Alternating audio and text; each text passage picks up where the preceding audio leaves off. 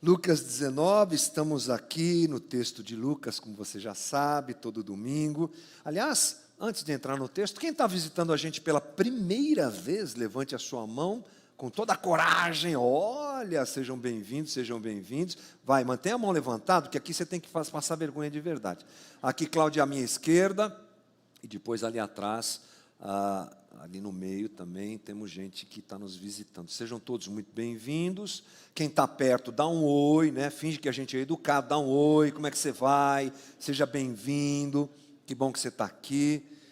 E, de repente, você que está visitando a transmissão, né? Receba nosso carinho aí também. Só não dá para fazer chegar o chocolate que o pessoal aqui ganha.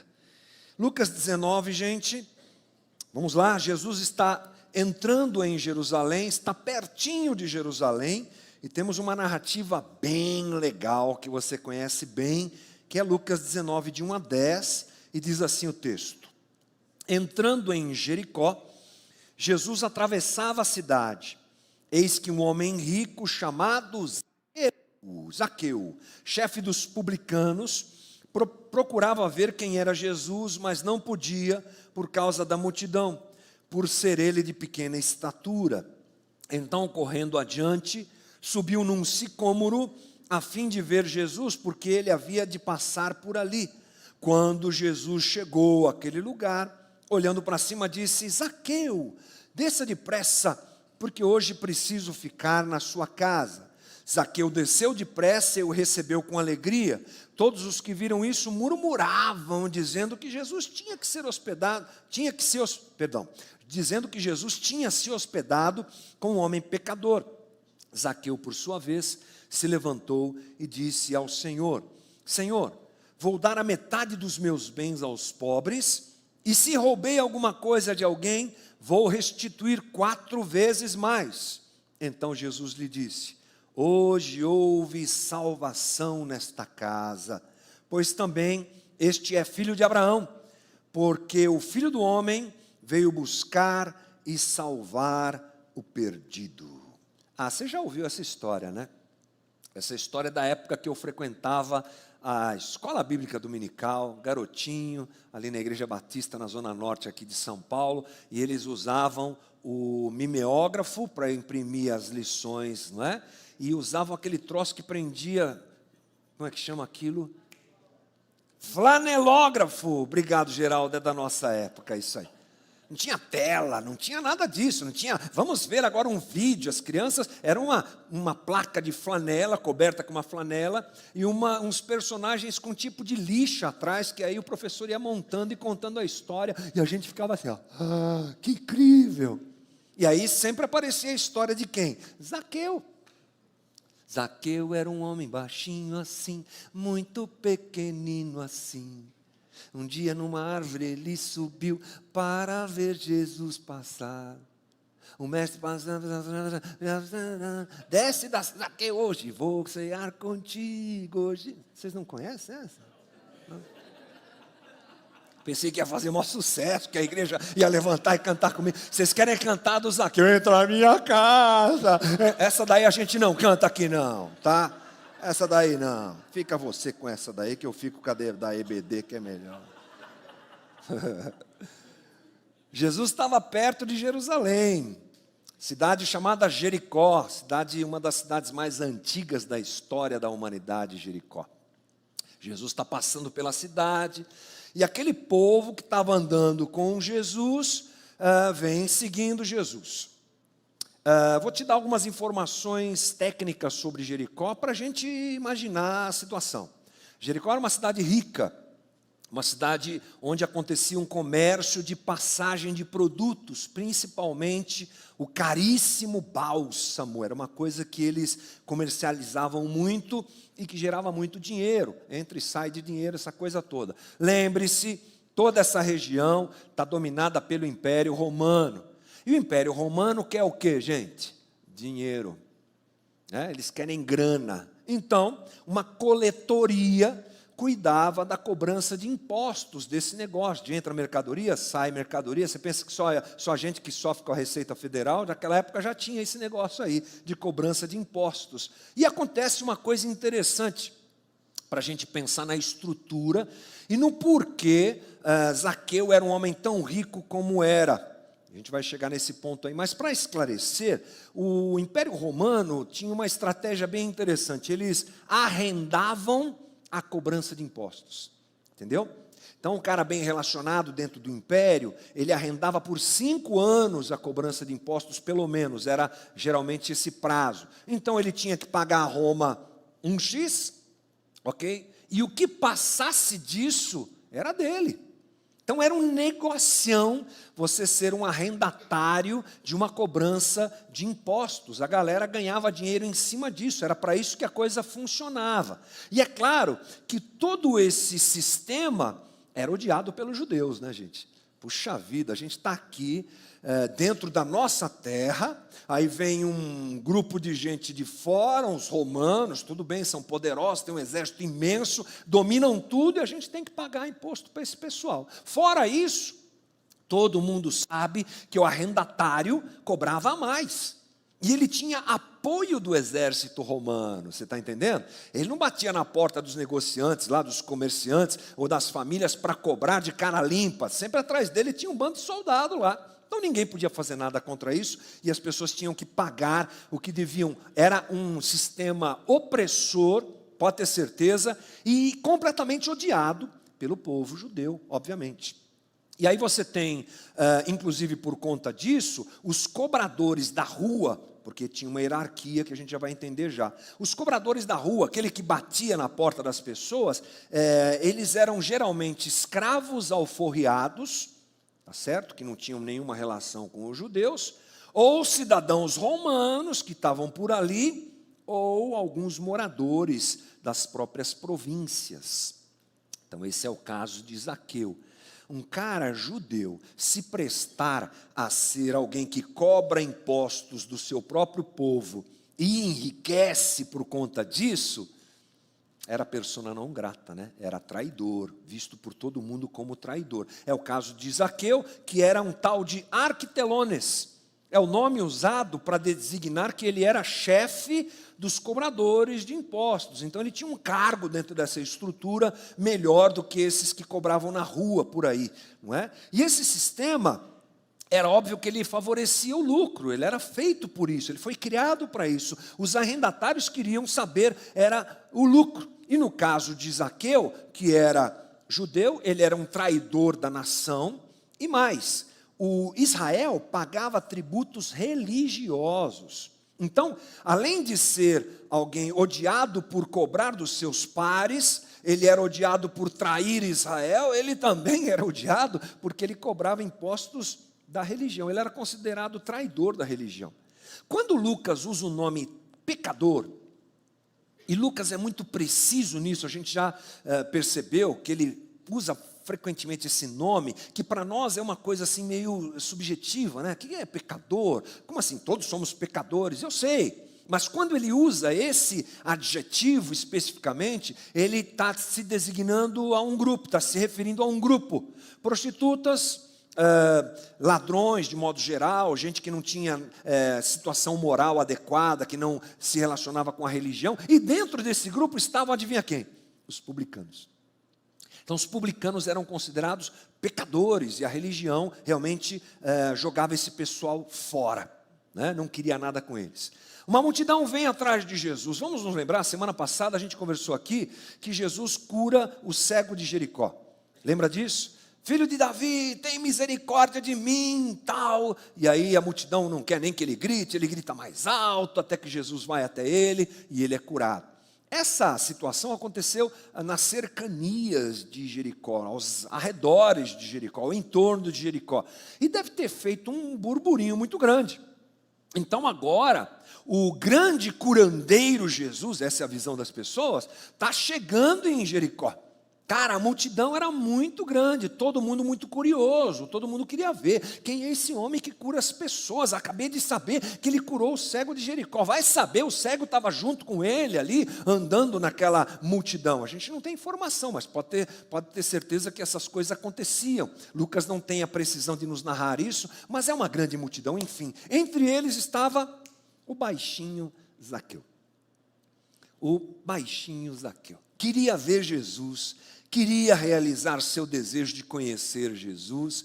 E aí ele faz aquilo que a gente sabe, sobe num sicômoro, que é uma árvore da região ali que possibilitava facilmente que as pessoas subissem, sobe no sicômoro e fica lá olhando e percebendo o que é que está acontecendo. E Jesus, especialista que é em quebrar paradigmas, quando está passando debaixo da árvore, olha para cima e fala com Zaqueu. Não esqueça disso, Jesus é especialista em quebrar modelos estabelecidos pela religião. Os paradigmas se desmontam diante de Jesus. Ele não segue a cartilha que as pessoas seguem. Ele não segue a cartilha da religião. Ele é frequentemente surpreendente aqui mais uma vez. Por quê? Ele sabe o nome de Zaqueu. Segundo, ele se convida para a casa de ir, para a casa de Zaqueu, para ir para a casa de Zaqueu. Ele muda tudo, ele inverte tudo e ele vai com pressa para a casa de Zaqueu junto com Zaqueu. É uma cena interessantíssima, não é? Zaqueu descendo da árvore, baixinho como era, a multidão olhando, o que é que está acontecendo? Como assim? Esse homem, Jesus, quer ir comer na casa de Zaqueu? Vamos ver aqui agora no texto bíblico como é que foi a reação daquele monte de gente que está do lado de Jesus. Versículo 7. Todos os que viram isto murmuraram, dizendo que Jesus tinha se hospedado com um homem pecador. Um homem que faz parte desse grupo excluído pela religião. Ele é pecador, assumidamente pecador. Essa era a visão que as pessoas tinham de Zaqueu. Eu dei uma olhadinha no grego para ver se tinha alguma coisa diferente aqui, mas não tem muita coisa diferente não. É isso mesmo. Todos, que diz aqui no texto, cada uma das pessoas presentes. Alguns estudiosos dizem assim que talvez os discípulos não façam parte disso aqui. Eu acho que os discípulos ficavam doidos, gente, andando com Jesus. Eu acho que eles eram surpreendidos a cada dia, a cada momento, porque Jesus estava andando numa rua assim, daqui a pouco ele virava a esquina. Eu não estou falando só literalmente, eu estou falando de surpresas no que se refere ao modo de agir de Jesus. Está andando dentro de Jericó, de repente olha para cima, ô Zaqueu, camarada, desce aí que eu vou comer na sua casa. É meio assim. Eu acho que os discípulos surtavam, né? Sempre que Jesus fazia isso. Mas enfim, essa multidão, todo mundo que estava lá, começa a murmurar. Sabe o que é murmurar? Reclamar de forma audível, é o que o texto no grego nos diz. Você está vendo? Aí, ó, como assim? Vai falar, Zaqueu, vai comer na casa desse pecador, como assim? Você está vendo? Ai, meu Deus! A rádio peão, sabe como é que é? Um fala para o outro fala para um, aquela coisa, aquela fofocaiada. Todos eles tinham, eu sei, uma certa razão para questionar o que Jesus está fazendo. São os pressupostos deles, né? A cosmovisão deles, as experiências deles. Zaqueu representava uma traição à nação, à religião, tudo que a gente já disse aqui. Esse cara não era uma pessoa boa para se andar, ele era pecador, mas Jesus vai logo com ele. Então, o grande problema é que essa multidão que vem atrás de Jesus não conseguiu aprender, não quis aprender o que Jesus já vem ensinando a respeito da relação com pessoas do calibre, digamos assim, entre aspas aqui, de Zaqueu. Por quê? Não é o primeiro encontro que Jesus tem com publicanos, não, gente. Tire isso da sua frente. Jesus já fez isso várias vezes. Vou citar algumas, vou ler alguns textos aqui para você, para mostrar como Jesus já havia se encontrado com publicanos e o que ele fez nesses encontros. Vamos lá para Mateus 9:10. Estando Jesus à mesa, na casa de Mateus, coletor de impostos, muitos publicanos e pecadores vieram e tomaram lugares com Jesus e com seus discípulos. Aí, ó. Olha só a cena. Vendo isso, os fariseus perguntavam aos discípulos de Jesus: por que o mestre de vocês come com os Zaqueus, com os publicanos e pecadores? Jesus, ouvindo, disse: os sãos não precisam de médico, e sim os doentes. Vão e aprendam o que significa quero misericórdia e não sacrifício, pois não vim chamar justos e sim pecadores. Jesus está dando uma bela de uma nos religiosos que se achavam bons demais. Vocês se acham bons demais, vocês se acham justos demais, então eu não vim para vocês. Eu vim para aqueles que sabem que são pecadores. E esses que estão aqui na mesa comigo, diferente de vocês, soberbos, arrogantes, metidos à besta, religiosos como vocês são, vocês acham que vocês são, né, a última Coca-Cola no deserto? Então fica aí. Esses aqui sabem que são pecadores, eu ando com eles. Mas teve mais um encontro, mais uma situação. Mateus 11:18. Pois veio João que não comia nem bebia, está falando de João Batista, Jesus, não é? E as pessoas dizem, ele tem demônio. Veio o Filho do Homem comendo e bebendo, e as pessoas dizem, eis um glutão e bebedor de vinho, e amigo de publicanos e pecadores, mas a sabedoria é justificada por suas obras. As pessoas criticavam Jesus por qualquer coisa, é o que ele está dizendo aqui. João veio e era o santo homem, fazia jejum, não descumpria nada da lei, segundo o que vocês imaginam aí, e vocês desceram o reio nele. Agora eu apareço como, faço festa, sento com publicanos, vocês também me criticam, vocês não sabem o que querem, é o que Jesus está falando. Mas veja que ele tinha essa relação com os publicanos tranquilamente, sem nenhum problema. E para encerrar, Lucas 15, versículo 1. Aproximavam-se de Jesus todos os publicanos e pecadores para o ouvir. Os fariseus e os escribas murmuravam dizendo, este recebe pecadores e come com eles. A partir daqui, Jesus expõe 3 das mais incríveis e significativas parábolas do texto bíblico. A dracma perdida, a ovelha perdida e os 2 filhos perdidos. Lucas 15, a gente viu isso há poucas semanas atrás. Essa é a resposta de Jesus a esses homens que criticam Jesus por se relacionar com publicanos e pecadores. As 3 parábolas falam sobre a alegria de Deus em receber gente perdida, em ver gente perdida e atrapalhada na vida se reconciliando com Ele. Ou seja, Jesus está dizendo para aquele povo, agora através de um ato específico, aquilo que ele já vem dizendo há muito tempo. Eu convivo com quem me quer, eu convivo com quem me convida, e eu até me convido ao perceber corações que gostariam de me convidar, mas não me convidam. Porque esse é o caso de Zaqueu, ele está em cima da árvore, ele não fala com Jesus, quem fala com ele é Jesus, por ser ele, Jesus, aquele que sonda corações. E sabendo que o coração de Zaqueu estava aberto para recebê-lo, Jesus vai até ele, gente. É uma coisa espetacular isso, mas a multidão não entende. A multidão de coração endurecido não entende. O coração deles estava firmado nos seus pressupostos, na sua ideia de elitismo e separação. Eram eles elitistas e separatistas, sem dúvida.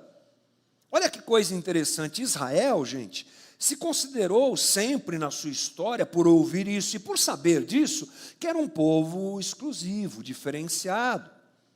Deus levantou um povo para salvar a humanidade, a gente não pode desprezar isso. Isso é verdade.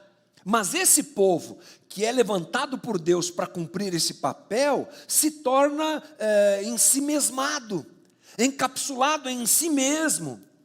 E eles não repartem a glória de Deus com nenhum dos povos que estão ao redor, na maior parte do tempo. Esse é o sobe e desce do Antigo Testamento. Uma hora eles estão bem, amando a Deus, depende do rei que está lá, não é? Eles amam a Deus, eles sacrificam, eles mostram a glória de Israel. É o caso de Salomão no seu primeiro momento como rei de Israel. A rainha de Sabá vem saber da glória de Deus através da vida de Salomão e da própria existência de Israel. Mas outros momentos é o caos. Caem na idolatria, fogem, mudam, repensam as coisas, se entorpecem com o poder, se entorpecem com a religião. Esse povo herda tudo isso. E eles acham que são melhores do que Zaqueu. E eu fiquei pensando essa semana, não é interessante isso, gente? Vamos pensar que esse povo aqui é o povo que é desprezado pela religião de Israel.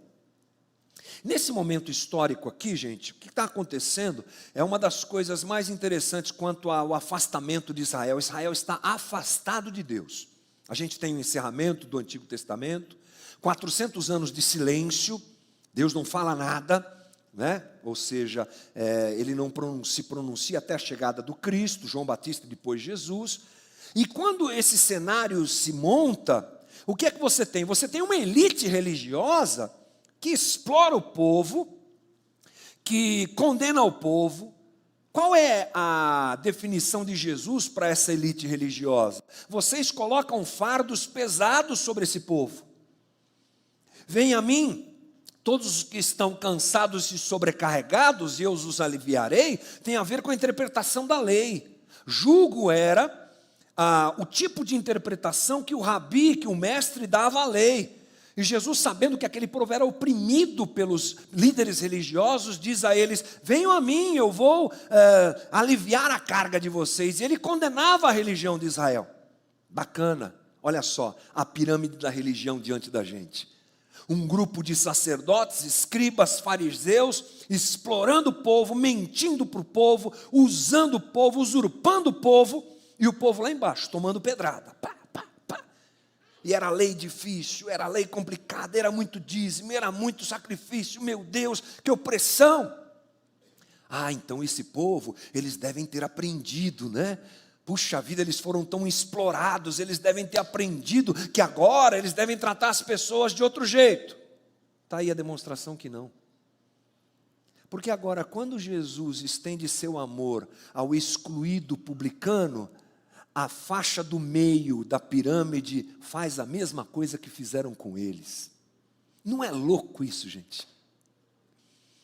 Oprimidos pela religião, encontram Jesus. Jesus dá a eles água da vida, Jesus dá para eles paz, liberdade. Uau, que incrível! Agora eles reproduzem a pressão que sofreram em cima de Zaqueu. Não, ele não pode. Ele não pode sentar na mesa. Jesus, não faz. Jesus, não faz isso, Jesus. Não é interessante, gente? Perderam a oportunidade de verem que a porta da salvação estava aberta. Porque quem abre a porta da salvação não é a religião, é Jesus. Quem está acompanhando as minhas lives, estamos estudando as 7 igrejas do Apocalipse, sabe do que eu estou falando. Jesus é a chave de Davi, ele abre a porta da salvação, é ele que abre, ele é que é o Senhor da vida, para todo mundo. Mas aquele povo não entendia isso. E você há de concordar comigo que a igreja adquiriu esse hábito de ser seletiva e sectarista. A gente reproduz esse mesmo tipo de comportamento. E às vezes nós nos tornamos reprodutores daquilo que sofremos, como esse povo aqui. A maior parte de nós aqui veio de um sistema religioso opressor. Não vou nem fazer essa enquete aqui, porque é capaz de dar 90% para cima. Fomos explorados no nosso amor, fomos explorados em tanta coisa, fomos muitas vezes discriminados porque não nos comportamos como aquele grupo religioso se comportava. Você não fala em língua, você não presta para nada, vai lá para o fundo, sobe daqui. Só os batizados com o Espírito Santo, vem para cá. Vocês são incríveis. Não é? Seu dízimo? Não, eu sei, eu dizimei, porque então. Vai lá para o fundo da fila da oração lá. Você não cumpriu a escala, vagabundo, sem vergonha. Estou vendo aqui que você mais faltou do que veio, esse mês aqui na igreja, na Santa Igreja de Jesus, aleluia.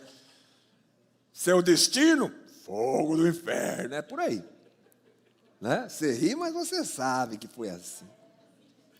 Não pode, não. Você não tem cara, você não é muito igual a gente, não. Você é meio diferente, esse cabelo colorido aí, não sei, viu? Esses piercing aí, essas tatuagens. Esse jeito seu de ser, você precisa mudar, porque aqui só entra gente parecida com a gente. Fizeram isso conosco, gente. Fomos oprimidos, fomos machucados, mas sabe o que acontece? A gente não aprendeu a lição, porque a gente se comporta como aquele povo.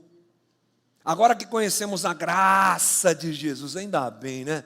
Que conhecemos o amor e a graça de Jesus, que está pouco se importando com o meu visual ou qualquer coisa do tipo, que ama a disposição de corações e enxerga a disposição de corações, graças a Deus por isso, porque senão nenhum de nós estaríamos aqui. Nós nos comportamos como aquele pessoal. A igreja, ela é seletiva, a igreja é separatista, a igreja ela se comporta assim. Primeiro queremos gente que seja como nós, e depois talvez essas pessoas, se elas forem parecidas com a gente, elas podem acessar o Deus que a gente serve, porque senão não vai dar certo.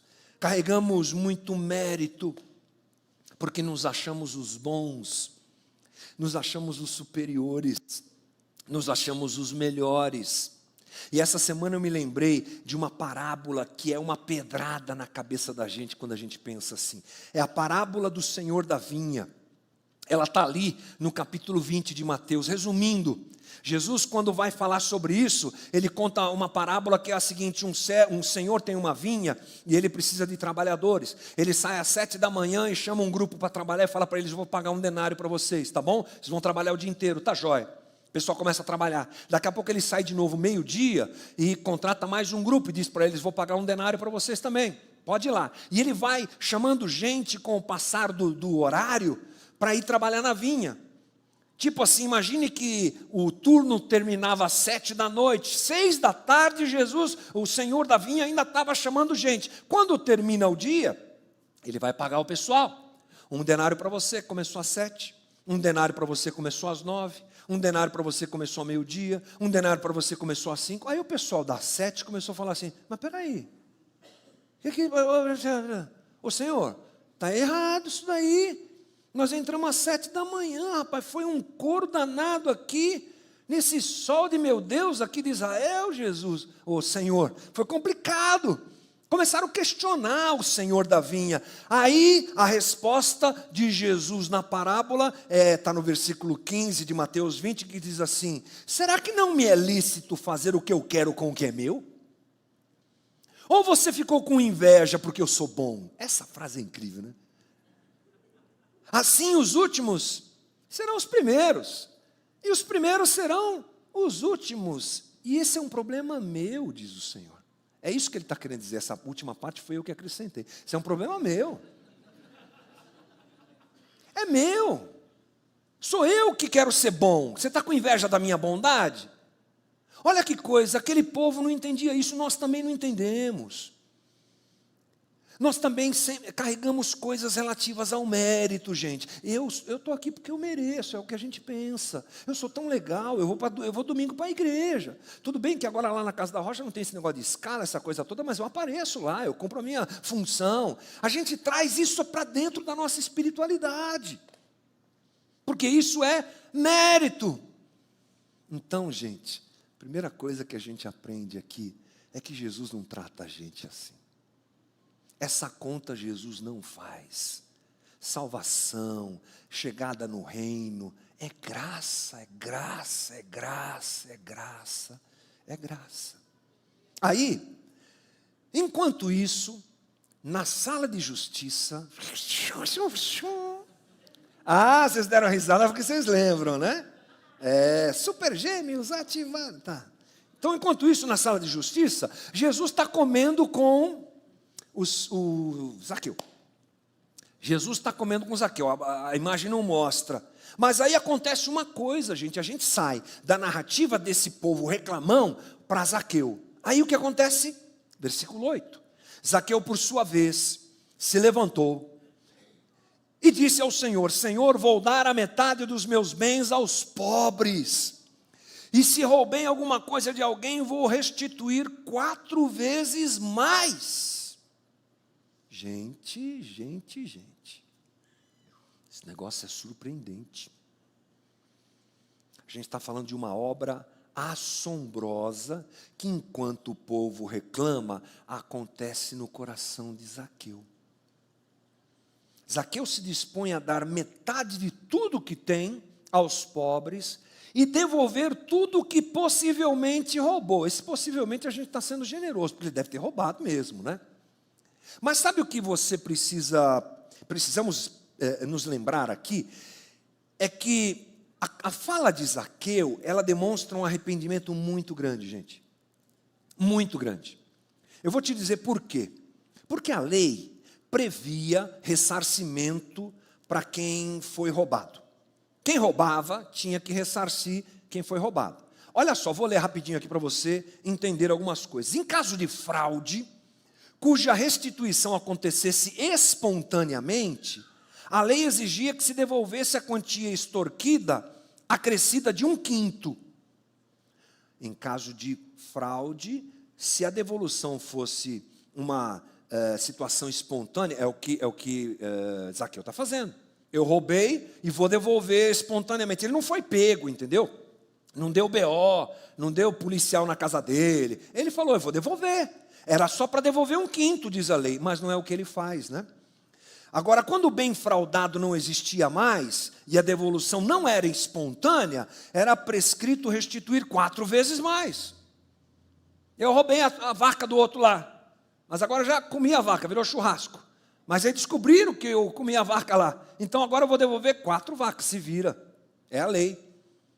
Mas isso aconteceu não espontaneamente, aconteceu porque alguém me descobriu que eu roubei. Não é o caso de Zaqueu. Outra coisa, quando ainda existia, a vaca estava viva ainda, devolve só o dobro, devolve 2.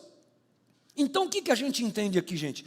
Quando Zaqueu aplica essa devolução espontânea que ele faz, a regra que ele usa é a regra de alguém que foi pego no flagrante. É a generosidade dele explodindo. Ele era para devolver só 1/5 a mais, mas não, ele devolve muito, muito, muito mais.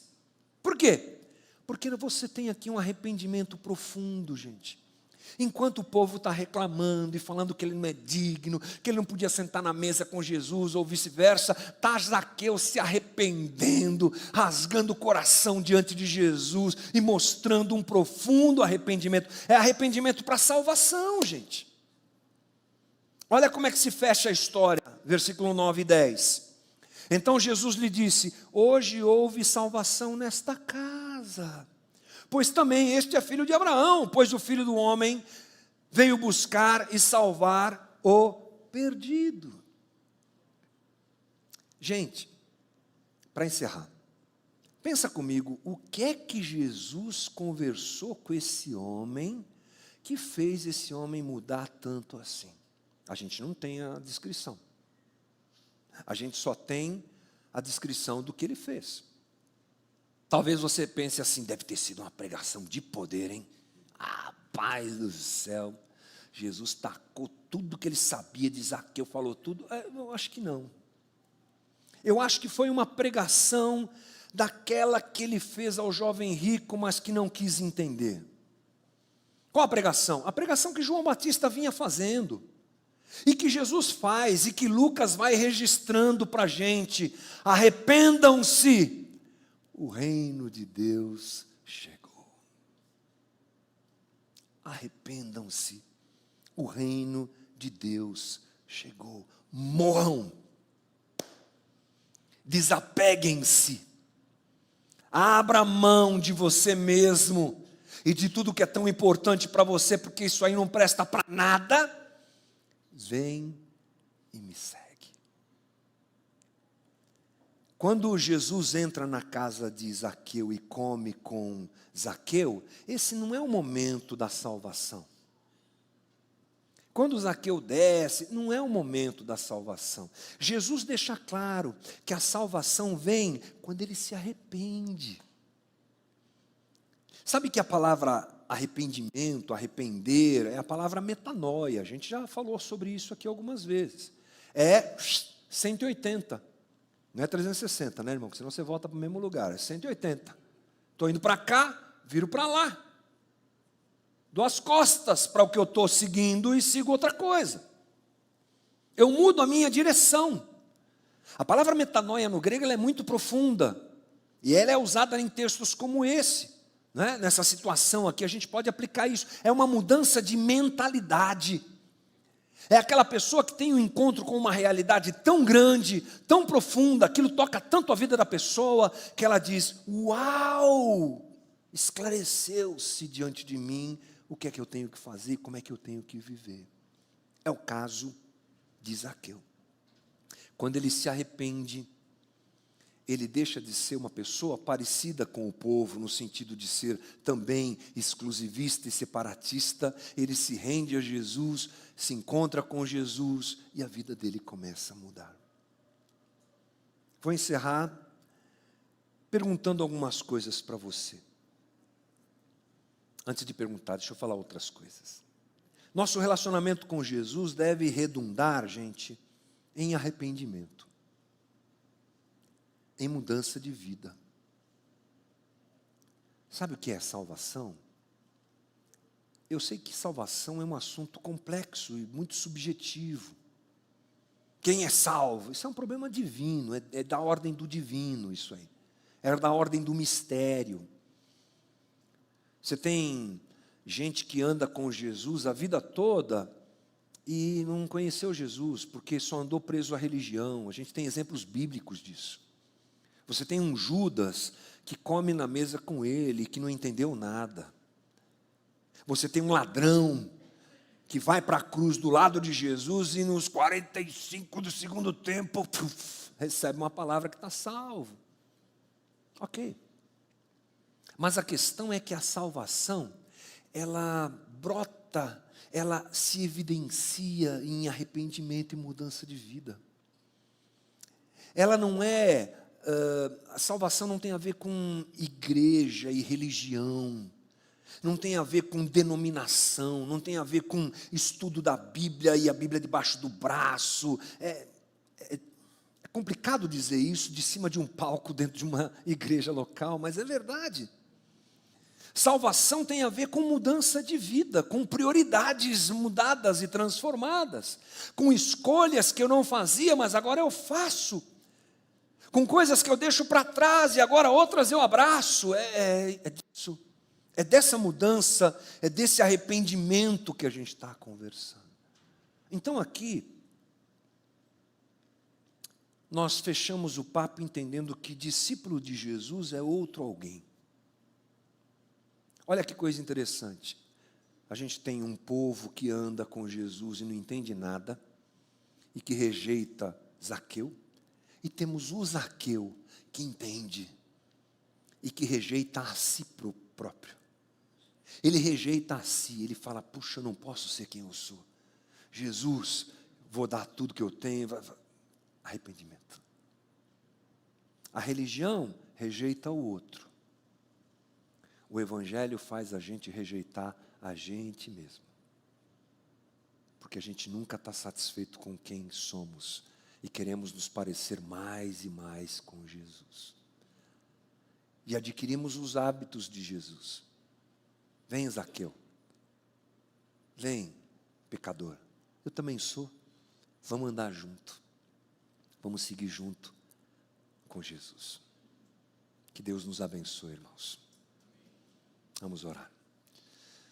Manhã boa essa que o Senhor nos dá, Jesus. Manhã incrível essa que o Senhor nos dá. Obrigado pela tua misericórdia, obrigado pela tua graça, obrigado pelo teu cuidado, obrigado pela celebração de mais um ano da casa, mas obrigado pela palavra, que precisa ocupar lugar na vida da gente, que precisa nos libertar de nós mesmos, que precisa trazer ruptura e metanoia a cada um de nós, que precisa surtir o efeito que surtiu na vida de Zaqueu. Arrependam-se, o reino de Deus chegou. Essa é a tua mensagem para nós. Faz de nós gente arrependida, metanoizada, transformada, liberta, curada de si mesma através da obra do teu Espírito em nós. E não deixa a gente ser aquele povo que tanto sofreu, mas não aprendeu nada, e que reproduziu os males da religião na vida de outros. Dá-nos graça para sermos gente arrependida e transformada, uma comunidade de arrependidos, uma comunidade de gente transformada pelo Teu Espírito. Obrigado por esse domingo, dá-nos um resto de domingo bom, uma outra reunião às 18, muito boa também. Dá-nos uma boa semana, Jesus. Ajuda-nos, é a nossa oração, em nome de Jesus. Amém. Deus te abençoe, irmão. Vai na paz.